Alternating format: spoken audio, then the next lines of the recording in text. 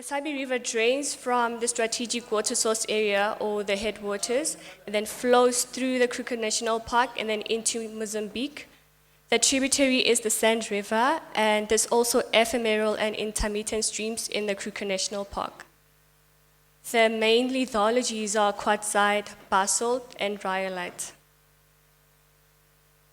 So significant water quantities in South Africa are mostly from surface water strategic water source areas.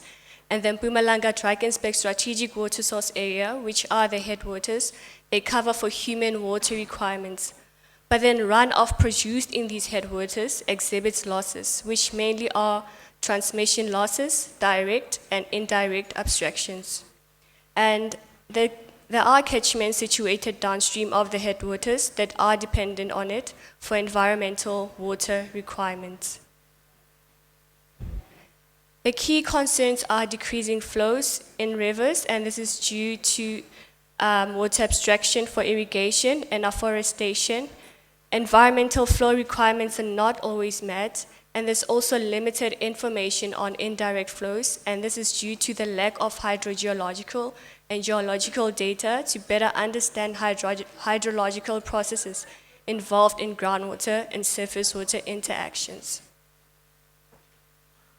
The overarching aim of the study is to strategically design a hydrological monitoring network, and the objectives are to investigate recharge dynamics and stream flow processes considering temporal and spatial variability, and to also assess the role of groundwater and strategic water source areas in ecological water requirements.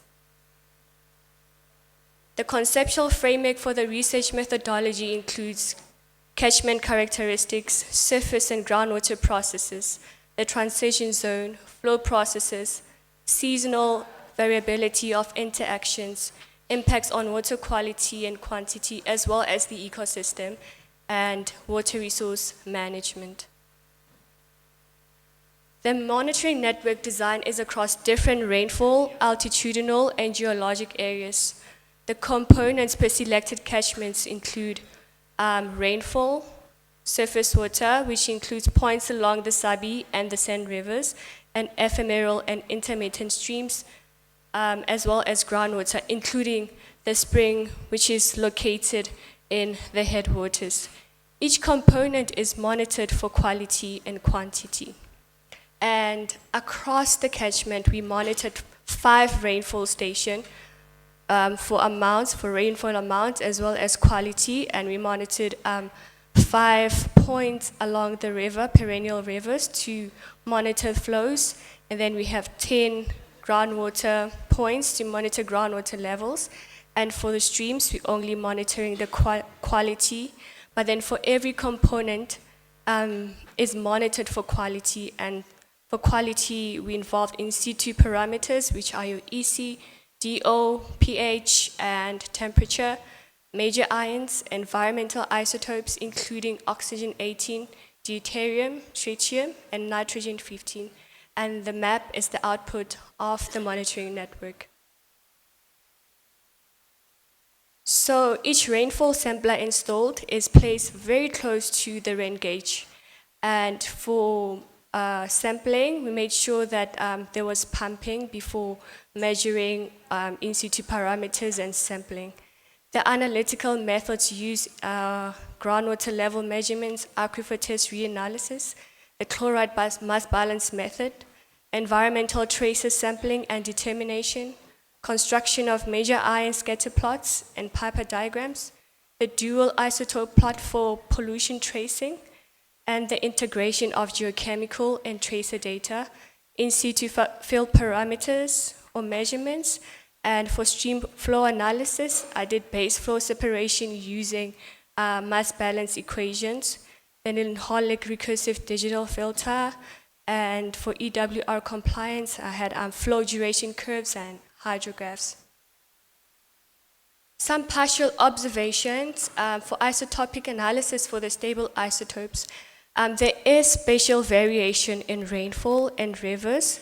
I observed that isotopes are more depleted in the headwaters, and this is due to the high altitude and high rainfall amounts. And in the lowlands, the isotopes are more enriched, and this is due to low rainfall and low rainfall amounts. And in the dry season, I observed that recharge and river flow are from local rainfall, and the spring and the Sabi River in the strategic water source area plot close to each other, and this means that the spring discharges into the Sabi River upstream. And there was also minimal evaporation before and during recharge, meaning that the recharge was delayed. And this is because groundwater samples slightly deviated from the global meteoric water line and the d-axis line for local rainfall.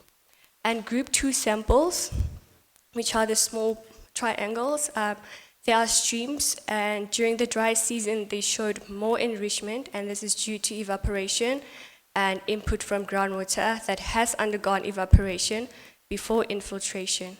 And during the wet season, what was significant was that the streams were highly depleted in heavy isotopes, and this is due to the heavy rainfall that was observed in March.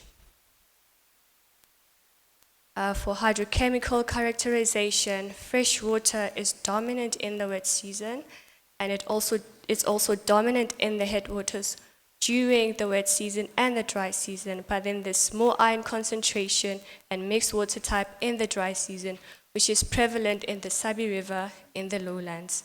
And the spring and the Sabi River in the headwaters have the same water type, meaning that the spring discharges into the Sabi River, and this was also observed with isotopic signature.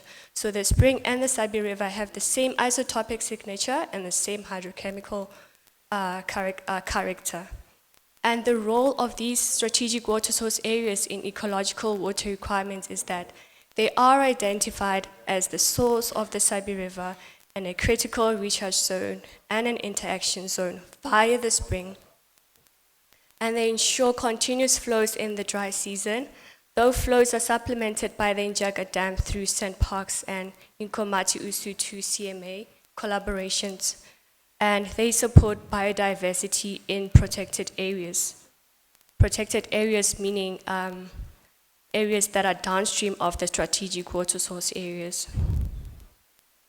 And the network design approach and the chosen methods proved to be effective in meeting the study objectives and enabled me to develop this conceptual model, which shows flow processes, key flow processes, isotopic signature, as well as the hydrochemistry.